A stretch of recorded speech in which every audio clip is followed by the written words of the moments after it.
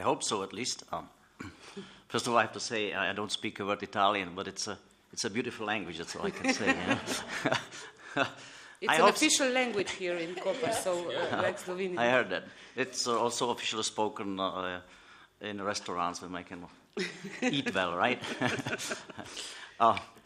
Yes, I hope so. I hope so. Of course, I cannot say that with certainty. I only have a limited information about the scope of that from my discussions with the colleagues and partners.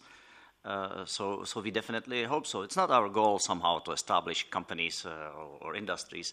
Our goal is to establish the environment that will allow them to flourish and be successful. And in the environment, I mean the research support in their aspiration to become competitive in the market.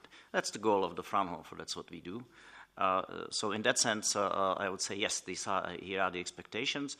There are many more aspects that will, of course, influence the outcome, not only whether you have a research institution or not. That's from tax structure to the stability of the business environment and all other aspects that we cannot influence, of course. But one of the necessary but not sufficient conditions, of course, for competitive industry is to have a knowledge base upon which the industry can then build its own competitiveness. And that's what we will try to do.